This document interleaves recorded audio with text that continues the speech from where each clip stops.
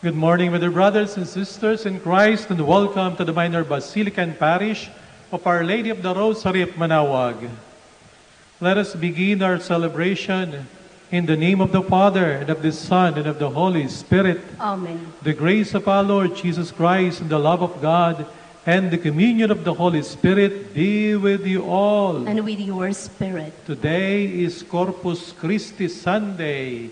Pinagdiriwang po natin ang kabanal-banalang katawan at dugo ng ating Panginoong Jesucristo. My dear brothers and sisters, let us acknowledge our sins and so prepare ourselves to celebrate the sacred mysteries. I confess to Almighty God and to you, my brothers and sisters, that I have greatly sinned in my thoughts and my words, in what I have done and what I have failed to do. Through my most grievous fault. Therefore, as Blessed Mary, ever Virgin, all the angels and saints, and you, my brothers and sisters, to pray for me to the Lord our God. May Almighty God have mercy on us, forgive us our sins, and bring us to everlasting life. Amen.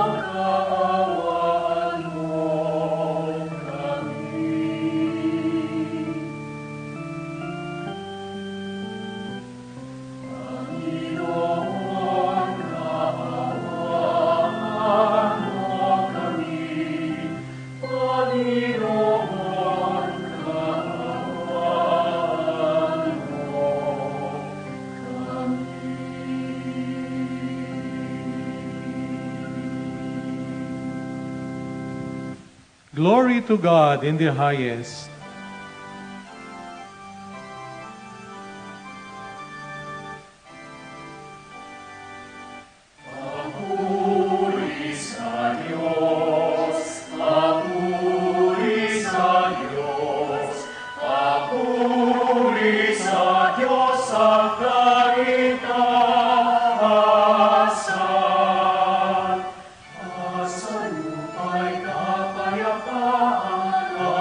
Son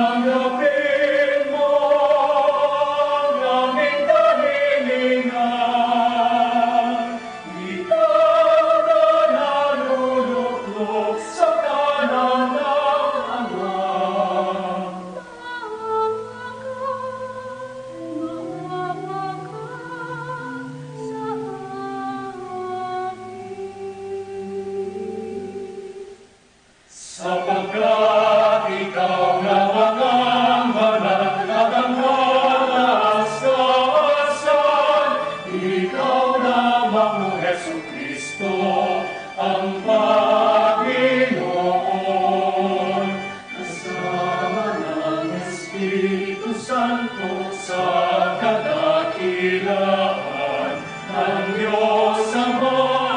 Amen. Ng Diyos Ama. Amen. Let us pray. O God, who in this wonderful sacrament have left us a memorial of your passion, grant us, we pray, so to revere the sacred mystery of your body and blood, that we may always experience in ourselves the fruits of your redemption, who live and reign with God the Father in the unity of the Holy Spirit, one God, forever and ever. Amen. Please be seated. As the Israelites wandered in the desert, the Lord sustained them with manna. This food from heaven prefigures the bread of life that the Lord will give to his people for life eternal. A reading from the book of Deuteronomy. Moses said to the people, "Remember how for 40 years now the Lord your God has directed all your journeying in the desert, so as to test you by affliction, and find out whether or not it was your intention to keep his commandments. He therefore let you be afflicted with hunger, and then feed you with manna, a food unknown to you and your fathers, in order to show you that not by bread alone does one live, but by every word that comes forth from the mouth of the Lord. Do not forget the Lord your God, who brought you out of the land of Egypt, that place of slavery, who guided you through the vast and terrible desert, with its serpents and scorpions, its parched and the waterless ground, who brought forth water for you from the flinty rock, and feed you in the desert with manna, a food unknown to your fathers." The word of the Lord. Thanks be to God. Praise the Lord, Jerusalem. Praise the Lord, Jerusalem. Glorify the Lord, O Jerusalem. Praise your God, O Zion. For he has strengthened the bars of your gates. He has blessed you, children within you. Praise the Lord, Jerusalem. He has granted peace in your borders. With the best of wheat he fills you. He sends forth his command to the earth. Swiftly runs his word. Praise the Lord, Jerusalem. He has proclaimed his word to Jacob, his statutes and his ordinances to Israel. He has not done thus for any other nation. His ordinances he has not made known to them. Alleluia. Praise the Lord, Jerusalem. Through our sharing of the Eucharistic food and drink, we become one with Christ and with one another. The Eucharist is the reason and the strength of our search for unity. A reading from the first letter of St. Paul to the Corinthians. Brothers and sisters, the cup of blessing that we bless, is it not a participation in the blood of Christ? The bread that we break, is it not a participation in the body of Christ? Because the loaf of bread is one. We, though many, are one body, for we all partake of the one loaf.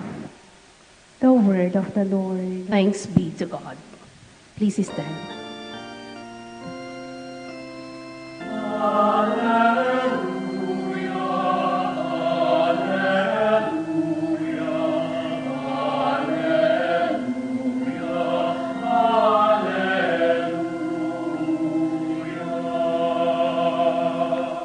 I am the living bread that came down from heaven, says the Lord.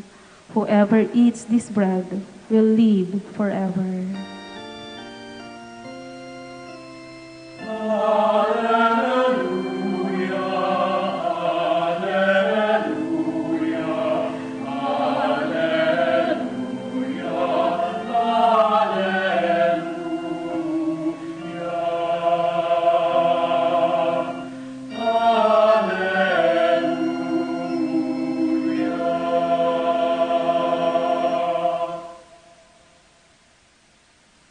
The Lord be with you. and with your spirit. A reading from the Holy Gospel according to John. Glory to you, Lord. Jesus said to the Jewish crowds, I am the living bread that came down from heaven. Whoever eats this bread will live forever. And the bread that I will give is my flesh for the life of the world. The Jews quarreled among themselves, saying, How can this man give us his flesh to eat? Jesus said to them, Amen, amen, I say to you, unless you eat the flesh of the Son of Man and drink his blood, you do not have life within you. Whoever eats my flesh and drinks my blood has eternal life, and I will raise him up on the last day. For my flesh is true food, and my blood is true drink. Whoever eats my flesh and drinks my blood remains in me, and I in him. Just as the living Father sent me, and I have life because of the Father, so also the one who feeds on me will have life because of me. This is the bread that came down from heaven. Unlike your ancestors who ate and still died, whoever eats this bread will live forever. Brothers, sisters, and brothers, the Gospel of the Lord. Praise to you, Lord Jesus Christ. Please be seated. Mga minamahal na kapatid sa ating Panginoong Jesucristo, yung mga kapwa nating Pilipino, particularly yung mga overseas Filipino workers na napahiwalay sa pamilya, makikita po natin sa kanila ang labis-labis na pananabik na makapiling ang kanilang mahal sa buhay. Ganon din naman po yung mga naiwanan sa Pilipinas. Labis-labis ang kanilang pananabik na bumalik sa kanilang piling. Yung mga kamag-anak nilang napawalay, either because they work abroad, o baka naman po yung iba ay dahil sa na-quarantine. Kahit po dito lang sa Pilipinas, yung iba na-quarantine, ay hindi makauwi sa pamilya, papanood po natin lagi sa balita, sa telebisyon. Ganun na lamang, no? Yung matinding damdamin na nararamdaman, no? Ng OFW halimbawa, no? Na-quarantine na sa ibang bansa, pagdating dito, na-quarantine pa sa Manila, pag-uwi sa kanilang probinsya, na-quarantine uli sa kanilang barangay, eh talaga namang gustong-gusto na sabik ng makita, mayakap yung kanyang mga anak, makapiling ang kanyang asawa.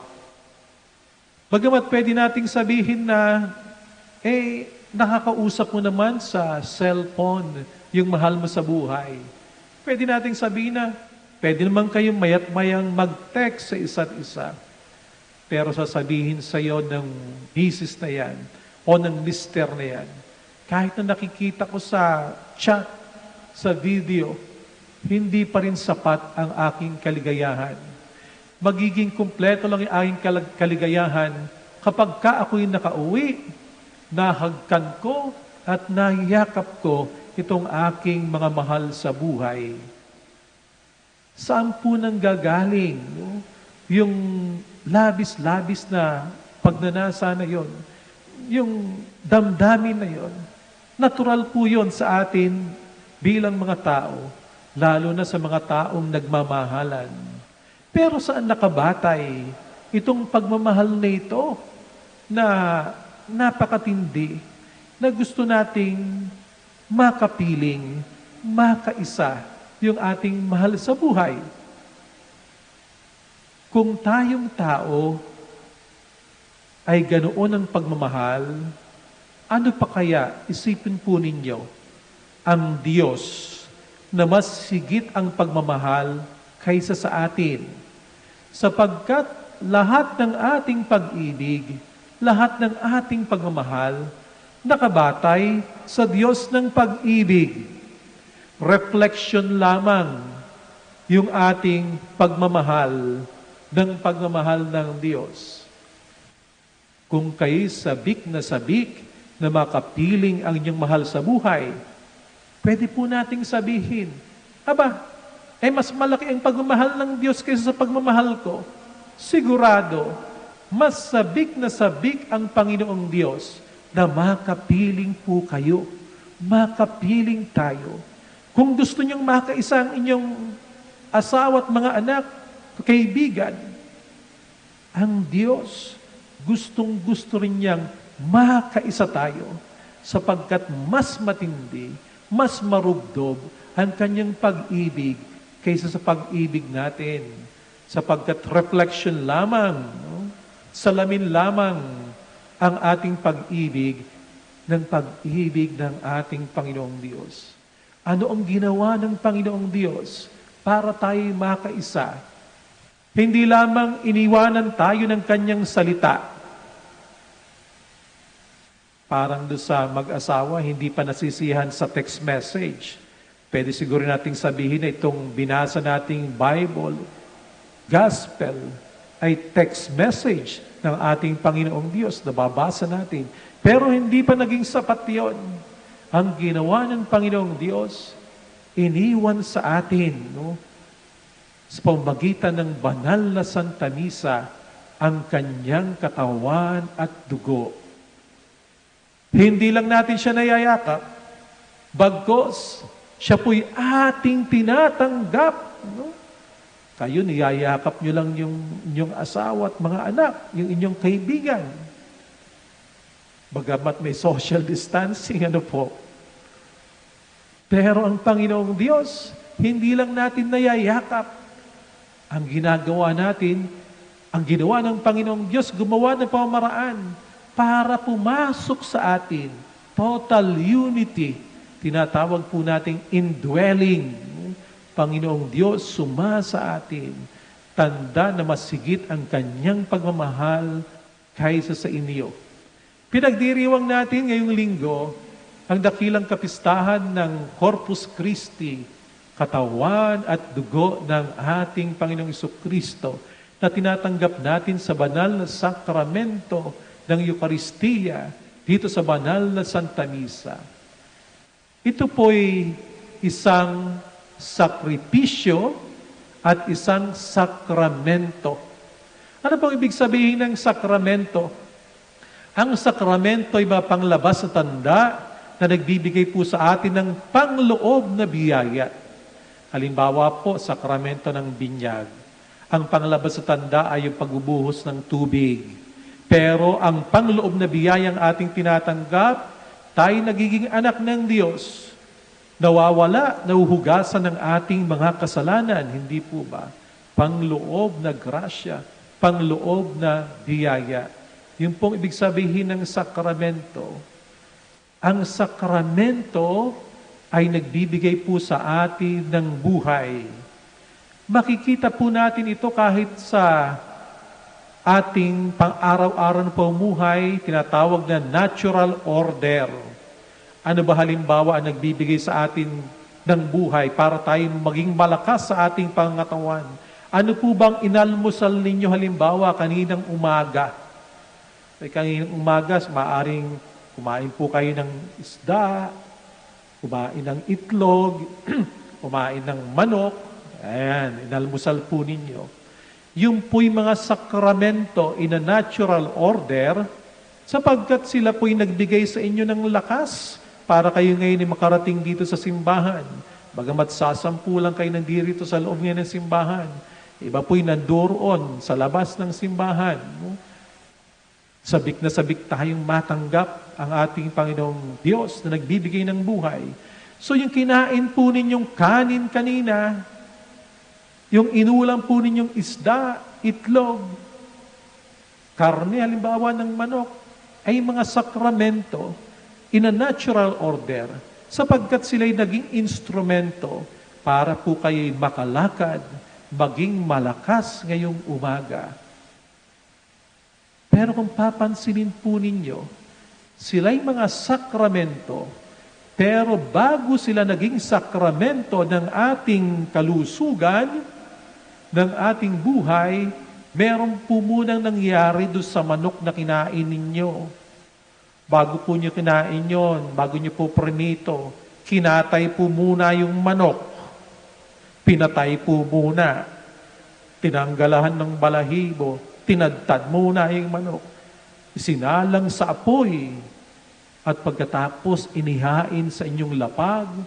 Napakasarap, hindi po ba? Bago tayo nagkaroon ng buhay, yung manok po ay nagsakripisyo muna. Yung kanin o yung gulay, bago natin napakinabangan, binunot muna yung gulay, tinanggalan muna ng ugat, tinadtad muna, pagkatapos po'y iniluto, pinatay muna natin yung gulay, pagkatapos ay ating kinain. Maraming nagsasakripisyo para tayo ay magkaroon ng buhay. Hindi po ba't ganon ang nangyari sa ating Panginoong Jesucristo? Bago tayo nakinabang ng kaligtasan at ng buhay, bago tayo naligtas, siya muna'y namatay dahil sa dami ng ating kasalanan, dahil sa dami ng ating pagkukulang. Ang Panginoong Jesus, pinahirapan muna, pinako sa krus, pagkatapos namatay, isang sakripisyo, pagkatapos atin ngayong tinatanggap upang sa ganoon tayo ay patuloy na mabuhay. So ang ating pagdiriwang ay isang sakramento, pero bago maging sakramento, isa muna po siyang sakripisyo. At ito po ang ating inaalala tuwing tayo'y magdiriwang ng banal na Santa Misa. Inaalaala natin na ang Panginoong Diyos, hindi po tayo kinakalimutan. Yung po ang ating narinig sa unang pagbasa. Noong unang panahon sina Moses, tumakas sila mula sa pagkaalipin sa Ehipto. Sila'y naglakbay. 40 years, biro po ninyo yun, dun sa disyerto, dun sa ilang. Wala silang makain. Ang Panginoong Diyos nagpababa ng tinapay mula sa langit, mana. Wala silang mainom. Si Moses, ang kanyang baston, inihampas doon sa bato, lumabas ang tubig para meron silang mainom. Nung unang panahon pa man, sinasabi na sa atin, ang Panginoong Diyos, kasama natin, at ang banggit po sa ating mga pagbasa. Pero tandaan ninyo, hindi lamang sa tinapay nabubuhay ang isang tao, kung hindi sa bawat salitang namumutawi sa bibig ng Diyos. Ang Diyos ang ating tunay na pagkain. At dahil sa labis na pagmamahal ng Diyos, dumating ang pagkakataon, pinadala ang kanyang bugtong na anak, at ang kanyang bugtong na anak nag-alay po ng buhay para sa atin na ating tinatanggap. Ano po ang ating magiging tugon sa kabutihang ito ng ating Panginoong Diyos? Sa pagmamahal na ito ng ating Panginoong Jesucristo sa atin, ang una po nating tugon, kung ating nababatid ang labis na pagmamahal ng Diyos, di po ba't dapat tayong magbagong buhay? Mahal na mahal pala ako ng Panginoong Diyos. Lagi nagsasakripisyo. Lagi akong pinapakain ng kanyang katawan. Ito'y panawagan para magbagong buhay. Katulad ng mga sinaunang tao sa lumang tipan. Ginagabayan sila ng Panginoong Diyos sa kanilang paglalakbay. Kapag ka sila'y nakakalimot, ang Diyos pinapaalalahanan sila. At pagka sila naman ay naghihirap, sakalang nila naalala ang Panginoong Diyos at tumatawag, nananalangin, humihingi ng tulong. Kapag ka hindi sila nagiging matapat, ang Panginoong Diyos nananatiling tapat. Dapat po tayong magbagong buhay. Kalawa, dahil ang Panginoong Diyos pala'y laging nandiriyan kapiling natin sa kabila ng pandemic, sa kabila ng paghihirap, hindi po tayo dapat mawalan ng pag-asa. Dapat po lumakas ang ating pagtitiwala. Lumakas palalo ang ating pananampalataya. Huwag po tayong bibitaw sa Panginoong Diyos. Sapagkat kung tapat siya nung unang panahon, hanggang ngayon, nananatiling tapat ang ating Panginoong Diyos. At pangatlo, isang hamon po sa ating lahat. Kung ang Panginoong Diyos ay nagsasakripisyo sa atin, patuloy tayong binubuhay araw-araw. Ang ating buhay ay dapat po maging pag-aalay din para sa ating kapwa. Bilang pasasalamat, ang ating buhay ay ating gamitin bilang isang sakramento rin sa pamagitan ng pagtulong sa ating kapwa-tao. Marami po tayong magagawa sa inyong pamilya, sa inyong bayan, sa ating kapaligiran, sa ating lipunan, sa kalikasan, sa ating simbahan. Ito po ang kahalagahan ng ating pagdiriwang ngayong linggong ito. Isang pagpapaalaala na ang Panginoong Diyos mahal tayo, magbalik loob tayo sa Kanya, magtiwala tayo sa Kanya, at gawin natin ang ating magagawa kahit na maliit na sakripisyo, yung po'y pwedeng makapagdulot ng buhay para sa ating kapwa-tao. Please all stand. Together, let us profess our faith. I believe in one God, the Father Almighty, maker of heaven and earth, of all things visible and invisible. I believe in one Lord Jesus Christ, the only begotten Son of God, born of the Father before all ages, God from God, light from light, true God from true God, begotten and made, consubstantial with the Father. Through him all things were made. For us men and for our salvation came down from heaven, and by the Holy Spirit was incarnate of the Virgin Mary and became man. For our sake he was crucified under Pontius Pilate. He suffered death and was buried, and rose again the third day, in accordance with the Scriptures. He ascended into heaven, and is seated at the right hand of the Father. He will come again in glory to judge the living and the dead, and his kingdom will have no end. I believe in the Holy Spirit, the Lord, the giver of life, who proceeds from the Father and the Son, who with the Father and the Son is adored and glorified, was spoken to the prophets. I believe in one holy, Catholic, and Apostolic Church. I confess one baptism for the forgiveness of sins. I look forward to the resurrection of the dead and the life of the world to come. Amen. Let us pray to God our Father, that through His Son Jesus, the bread of life, He may continue to feed His people and strengthen them in holiness. Full of confidence we pray. Nourish your people, Lord. Nourish your people, Lord. That the Church, the people of God, may remain faithful to the Paschal mystery of Christ, so that the Eucharist may ever become a communion with Christ and with one another in unity and loving service. We pray. Nourish your people, Lord. That we may experience as a nation the transforming power of the Eucharist and allow the Eucharist to help us work together as a people so that we all may live in a culture of peace, unity, and renewal. We pray. Nourish your people, Lord. That men and women may long for not only what satisfies bodily hunger and thirsts, but also what gives eternal life, the body of Christ. We pray. Nourish your people, Lord. That our Eucharistic meal may inspire in us love that seeks the happiness of others, communion that desires reconciliation, and joy that anticipates the happiness of the heavenly banquet. We pray. Nourish your people, Lord. That we may recognize the body of Christ both in the Eucharist and in God's people, so that we may offer to our brothers and sisters a life poured out in loving service. We pray. Nourish your people, Lord. Let us pray for the urgent concerns of our community, on our personal intentions.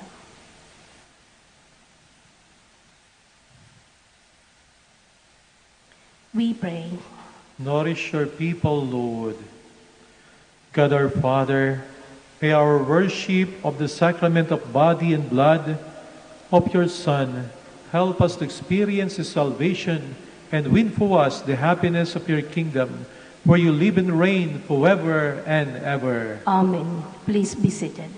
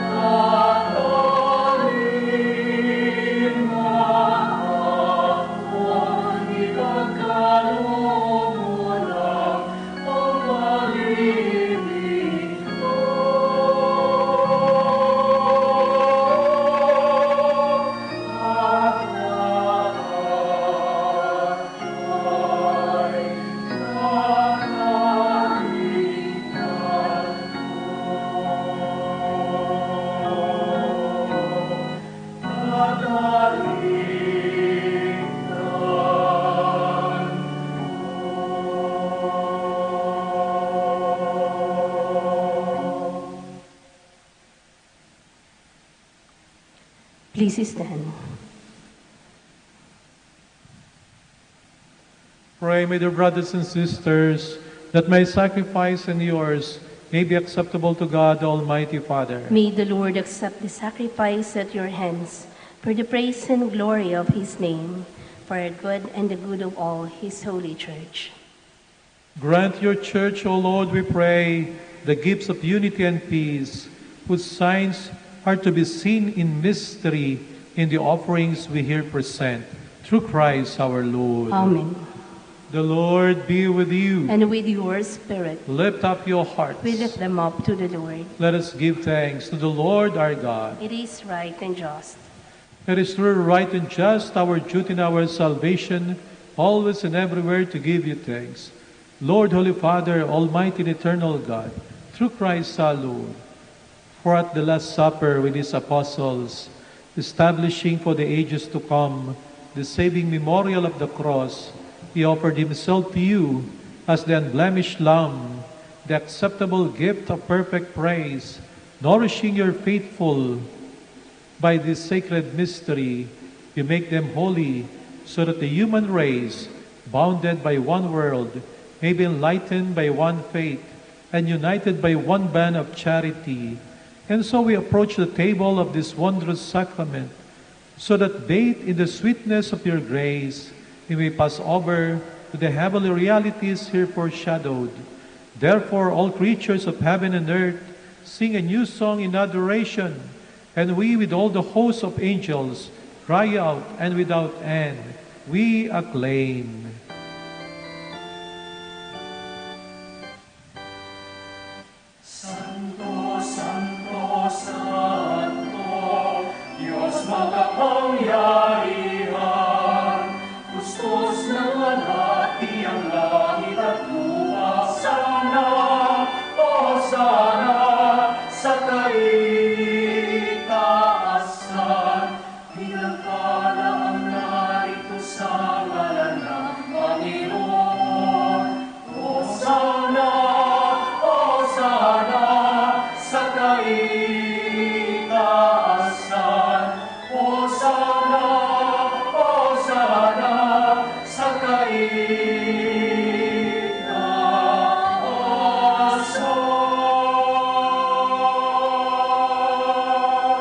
Please kneel.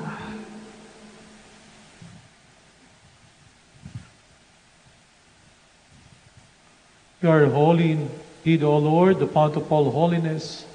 Make holy, therefore, these gifts, we pray, by sending down your Spirit upon them like the dewfall, so that they may become for us the body and blood of our Lord Jesus Christ.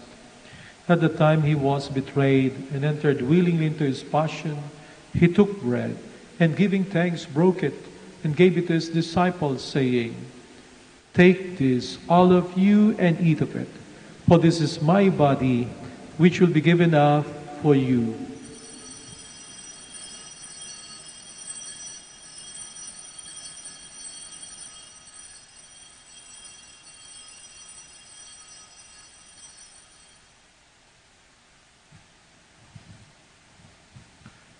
In a similar way, when supper was ended, he took the chalice, and once more giving thanks, he gave it to his disciples, saying, "Take this, all of you, and drink from it, for this is the chalice of my blood, the blood of the new and eternal covenant, which will be poured out for you and for many for the forgiveness of sins.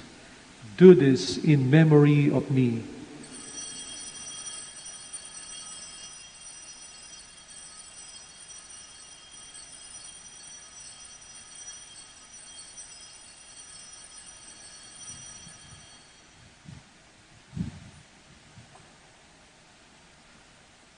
The mystery of faith. When we eat this bread and drink this cup, we proclaim your death, O Lord, until you come again. Therefore, as we celebrate the memorial of his death and resurrection, we offer you, Lord, the bread of life and the chalice of salvation, giving thanks that you have held us worthy to be in your presence and minister to you. Humbly we pray that in partaking of the body and blood of Christ, we may be gathered into one by the Holy Spirit. Remember, Lord, your church spread throughout the world, and bring her to the fullness of charity, together with Francis our Pope, and Socrates our Bishop, Fidelis as Assistant Bishop, and all the clergy. Remember also our brothers and sisters who have fallen asleep in the hope of the resurrection, and all who have died in your mercy. Welcome them into the light of your face. Have mercy on us all, we pray, that with the Blessed Virgin Mary, Mother of God, with Joseph her husband, with the blessed apostles and all the saints who have pleased you throughout the ages, we may merit to be co-heirs to eternal life, and may praise and glorify you through your Son, Jesus Christ.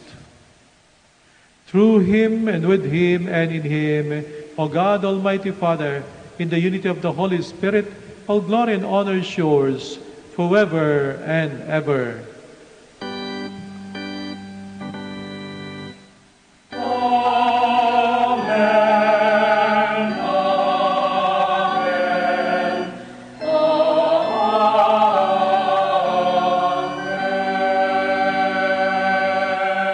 Please stand. Let us pray for the coming of the kingdom as Jesus taught us.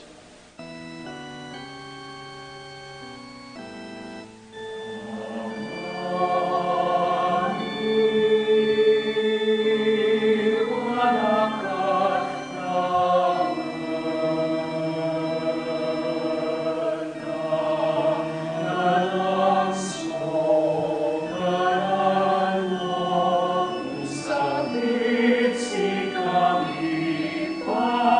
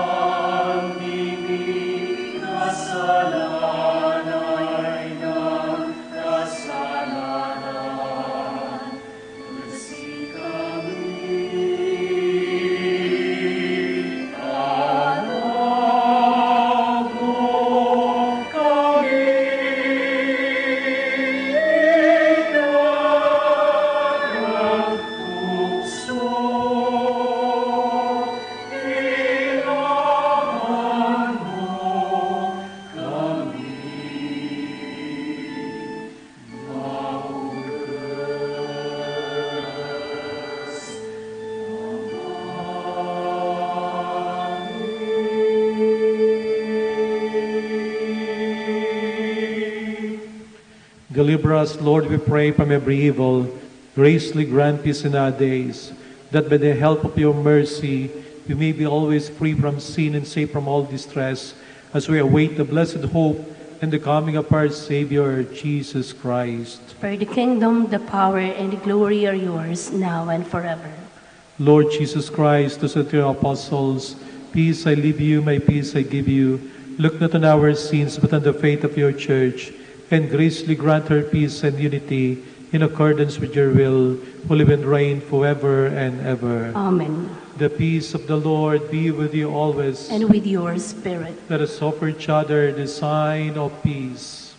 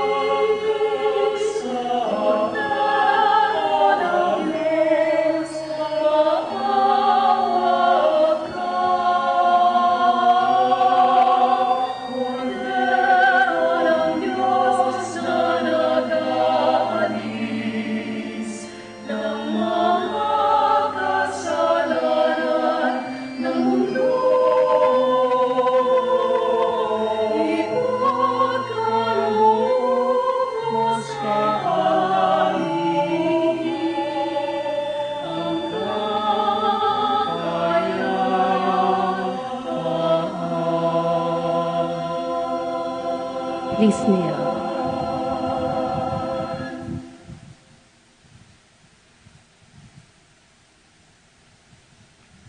Behold Jesus, the Son of Mary, the Lamb of God who takes away the sins of the world. Happy are those who are called to his supper. Lord, I am not worthy that you should enter under my roof, but only say the word, and my soul shall be held.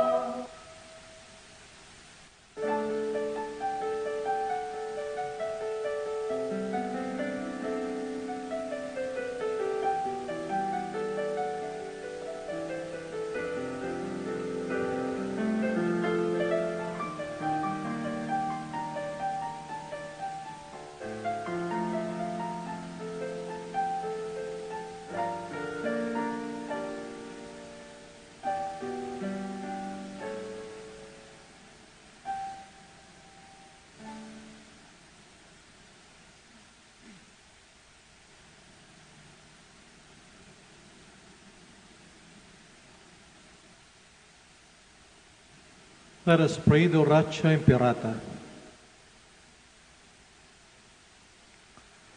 God our Father, we come to you in our need to ask your protection against the COVID-19 that has claimed lives and has affected many. We pray for your grace for the people tasked with studying the nature and cause of this virus and its disease, and of stemming the tide of its transmission. Guide the hands and minds of medical experts that they may minister to the sick with competence and compassion, and of those governments and private agencies that must find cure and solution to this epidemic. We pray for those afflicted. May they be restored to health soon. Grant us the grace to work for the good of all and to help those in need. Grant this through our Lord Jesus Christ, your Son, who lives and reigns with you in the unity of the Holy Spirit, God forever and ever. Amen. Mary, help of all Christians. Pray for us. Saint Raphael the Archangel. Pray for us. Saint Rock. Pray for us. Saint Lorenzo Ruiz. Pray for us. Saint Pedro Calungsod. Pray for us. Let us pray. Stand. Grant, O Lord, we pray, that we may delight for all eternity in that share in your divine life, which is foreshadowed in the present age by our reception of your precious body and blood, who live and reign forever and ever. Amen.